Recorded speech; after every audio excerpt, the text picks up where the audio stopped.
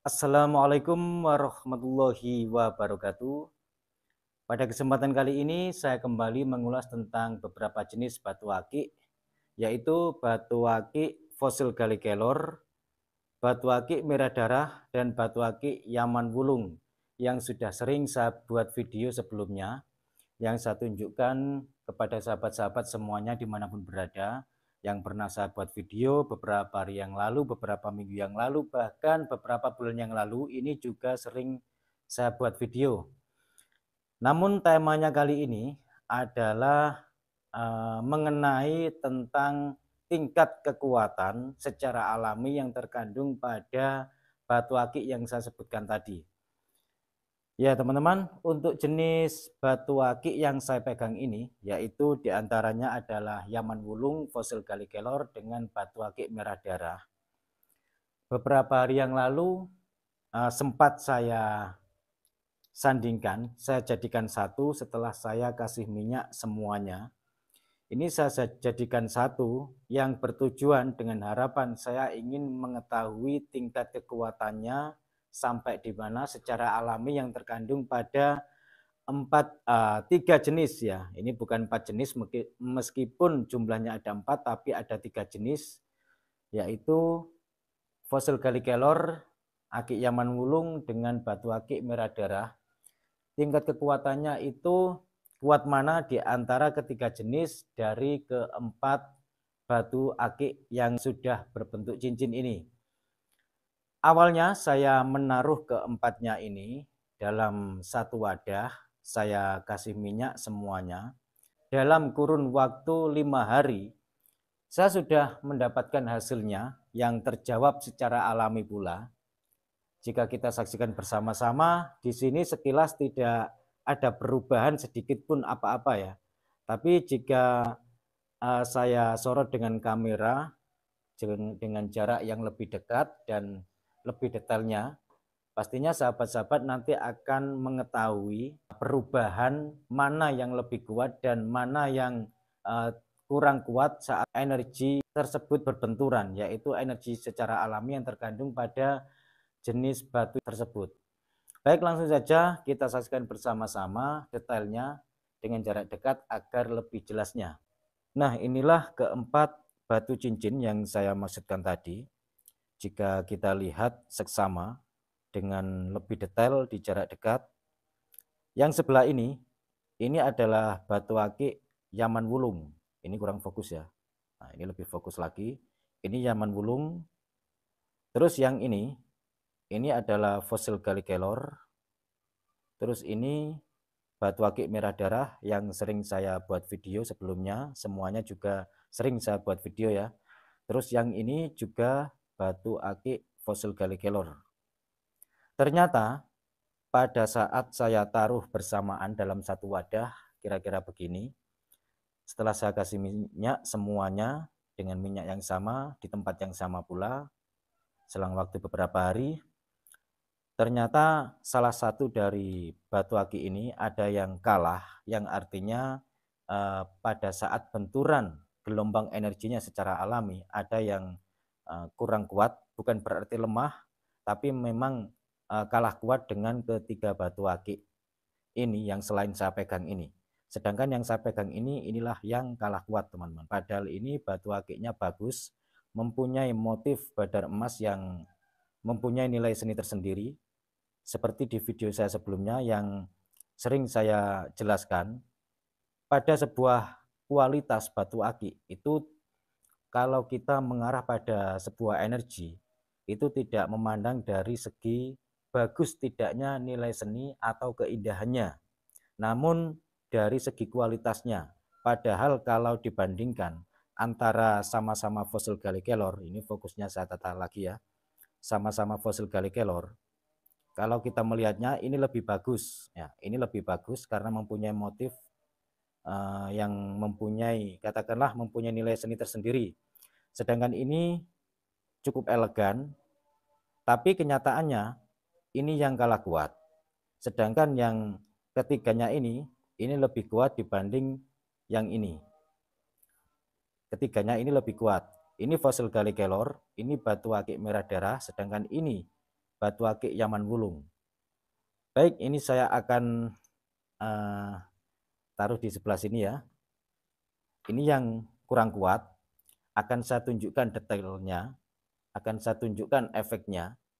Ternyata ini ada retakan seperti pecah, padahal ini tidak jatuh, tidak apa, dan tidak terbentur dan lain sebagainya. Mendadak ini seperti pecah di bagian sini. Nah, ini fokusnya saya lihatkan lagi. Nah, lebih fokus lagi.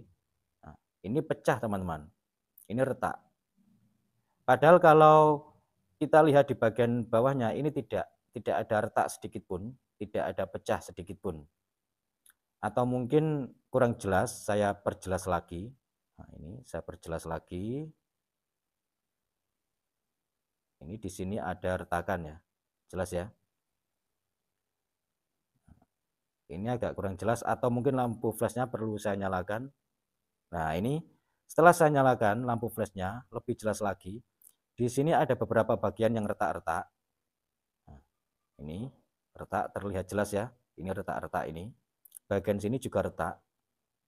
Apalagi kalau ini dilihat secara langsung akan lebih jelas lagi retaknya. Karena ini mungkin karena di kamera sehingga retaknya agak sedikit kurang jelas ya. Ini yang lebih jelas lagi di bagian sini. Ini lebih jelas lagi retaknya. Seperti jatuh padahal ini tidak jatuh, tidak berbenturan dan tidak terkena apa-apa. Tiba-tiba setelah saya lihat ternyata ada beberapa retakan yang jika dihitung retakannya ini ada 3, 4 ya, 4 retakan. Saya tunjukkan di sini. Ini retakannya ke sini, terus ini retak. Ini bukan serat atau bukan serat badar, ini retakan teman-teman. Terus ini juga retakan, sama ini retak. Jadi lihat ya, bagian sini ini retak, ini sama ke sini. Ini kalau diraba sangat terasa sekali retakannya. Sangat jelas sekali. Ini menunjukkan bahwa energi fosil Gallic Kelor dengan fosil Gallic Kelor ini menunjukkan bahwa yang ini lebih kuat. Dan ternyata dari batu akik Yaman Wulung juga batu akik merah darah, ini ketiganya sama-sama kuatnya, fosil Gallic Kelor dengan batu akik Yaman Wulung dan batu akik merah darah ini. Sedangkan fosil Gallic Kelor yang satunya ini sebenarnya tidak lemah, hanya saja ini kalah kuat dengan ketiga batu akik itu. Makanya saya sering mengatakan bahwasanya dalam satu bongkahan itu berbeda-beda. Belum tentu kalau dalam satu bongkahan itu pasti sama, tidak teman-teman. Baik itu dari segi warnanya, ada sedikit perbedaan, dari segi motifnya, dari segi badarnya, dari segi kualitasnya, bahkan dari segi energinya secara alami pun berbeda-beda. Nah, ini adalah membuktikan bahwa meskipun dalam satu bongkahan, tetap saja mempunyai energi yang berbeda meskipun sama-sama aktif secara alami. Nah, dan alhamdulillah ini yang beberapa bulan yang lalu yang pernah ditawar oleh sahabat subscriber yang tidak saya lepas sampai sekarang karena belum ada kecocokan di antara saya dengan penawar, sehingga masih bertahan dan alhamdulillah ini masih saya simpan sampai sekarang. Dan yang retak ini nantinya batunya ini akan saya lepas dan akan saya buang saja karena sesuatu yang tidak sempurna, sesuatu yang cacat itu kurang baik jika kita pakai, baik itu dipakai untuk perhiasan dan lain sebagainya. Karena sesuatu yang lebih baik atau sesuatu yang kita pakai itu disarankan sesuatu yang baik-baik saja. Jangan kita sekali-kali sengaja untuk memakai sesuatu hal yang kurang baik, termasuk dari segi kondisinya yang seperti cacat ini. Katakanlah yang retak ini menurut saya ini sudah termasuk kategori perhiasan yang cacat, sehingga nanti saya akan melepasnya, saya ambil ikatnya saja, fosil Gallic Kelornya akan saya buang begitu. Nah, ini bisa disaksikan sendiri. Ini batu akik merah darah, ini batu akik Yaman Wulung, dan ini batu akik fosil Gallic Kelor yang alhamdulillah secara alami energinya sama-sama kuatnya. Mungkin dari sahabat-sahabat khususnya yang dari sahabat-sahabat yang masih pemula, apakah bisa kita katakanlah mengetes dengan seperti ini, seperti yang saya lakukan? Ini tidak sembarangan teman-teman, tidak semuanya bisa, dikarenakan harus mempunyai pengetahuan-pengetahuan khusus yang artinya kita harus mengerti tentang sebuah energi yang terkandung di dalamnya termasuk pada sebuah batu cincin apapun.